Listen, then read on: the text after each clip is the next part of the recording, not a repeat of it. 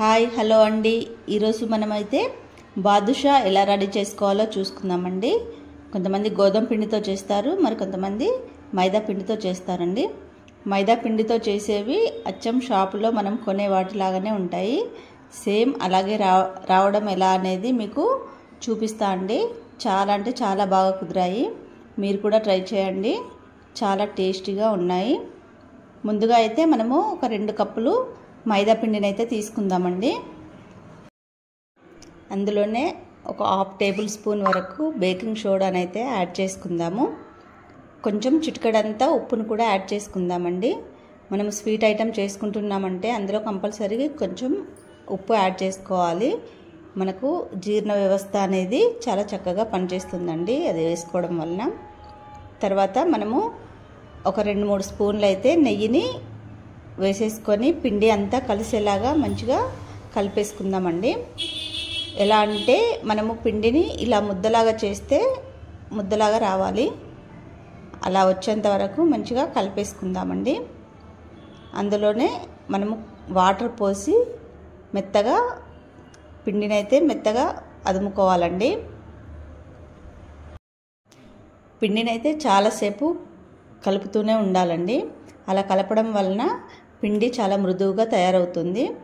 దాన్ని ముద్దలాగా చేసి ఒక 15 నిమిషాల పాటు పక్కన ఉంచుకోవాలి. ఎందుకంటే పిండి మంచిగా నాని బాదుషా అనేది గుల్లగుల్లగా మంచిగా వస్తుందండి. పిండిని పక్కన పెట్టేసుకున్న తర్వాత మనము షుగర్ వేసేసుకొని మనము పాకం అయితే రెడీ చేసుకుందామండి. దీనికోసం 2 కప్పుల మైదా తీసుకున్నాం కాబట్టి మనము 2 కప్పులు షుగర్ వేసుకున్నట్లయితే టేస్ట్ అయితే పర్ఫెక్ట్గా కుదురుతుందండి. 2 కప్పుల షుగర్ వేసుకొని 1 కప్పు వాటర్ పోసుకొని పాకం అయితే రెడీ చేసుకోవాలి. అందులోనే 1 టేబుల్ స్పూను ఇలాచీ పౌడర్ కూడా వేసేసుకోవాలి. టేస్ట్ ఇంకా చాలా బాగా అనిపిస్తుంది. షుగర్ పాకం ఇలా మరుగుతూ ఉండాలండి, సరిపోతుంది. మరీ ఎక్కువసేపు అవసరం ఉండదు. మనము లడ్డూలకు అరిసెలకు గట్టిగా పాకం పట్టుకుంటాం కదా, అంత అవసరం లేదండి. జస్ట్ అలా ఉంటే సరిపోతుంది. తర్వాత మనం పిండిని మళ్ళొకసారి గట్టిగా కలిపేసుకోవాలండి.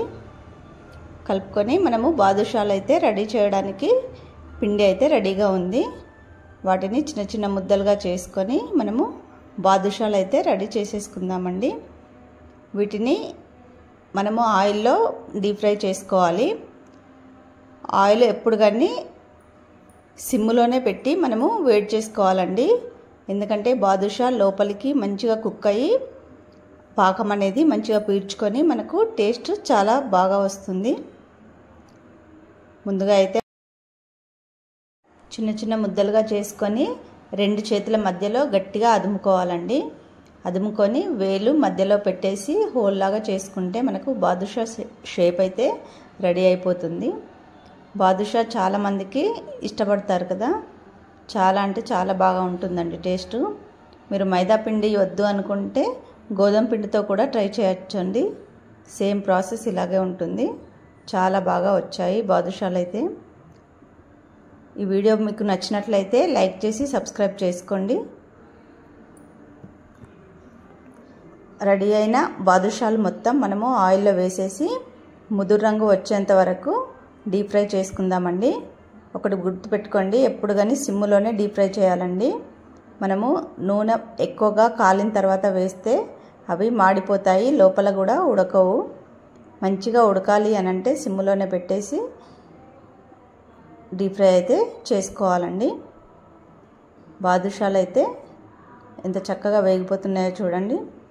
అలా కలర్ చేంజ్ అయ్యేంత వరకు మనము బాదుషాలను వేయించుకోవాలండి. ఒక 5 నిమిషాల పాటు స్లో మంట మీద వేయించుకున్న బాదుషాలను అయితే తీసుకొని మనము షుగర్ పాకం పట్టుకున్నాం కదండి, షుగర్ సిరప్ అంటారండి. దాంట్లో వేడివేడిగా ఉన్నప్పుడే బాదుషాలను అందులో వేసేసుకుంటే సిరప్ అనేది మంచిగా పీల్చుకొని బాదుషా అనేది టేస్టీగా చాలా మృదువుగా తయారవుతుందండి. మీరు కూడా ట్రై చేయండి, ఎలా ఉందో కామెంట్ చేసి చెప్పండి.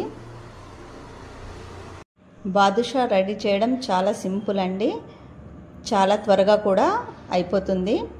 మీకు ఇమీడియట్గా స్వీట్ ఐటెం కావాలంటే బాదుషా చేసుకోవడం చాలా తొందరగా అయిపోయే ఐటెం అండి. చాలా అంటే చాలా బాగుంటుంది. మీరు కూడా ఒకసారి ట్రై చేయండి. బాదుషాలు అయితే మనము షాప్లో ఎలాగైతే ఉంటాయో సేమ్ అలాగే కుదిరాయండి. చాలా అంటే చాలా బాగా ఉన్నాయి. టేస్ట్ కూడా సూపర్గా ఉంది. మీరు మాత్రం ఖచ్చితంగా ఒకసారి ట్రై చేసి ఎలా ఉందో కామెంట్ చేసి చెప్పండి. సబ్స్క్రైబర్లందరికీ చాలా చాలా థ్యాంక్స్ అండి. మీ సపోర్ట్ వల్ల మరిన్ని మంచి మంచి వీడియోస్తో మీ ముందుకు రావడానికి ట్రై చేస్తా అండి. అందరికీ చాలా చాలా థ్యాంక్స్ అండి. బాదుషాలు ఎలా ఉన్నాయో చూసి కామెంట్ చేయండి.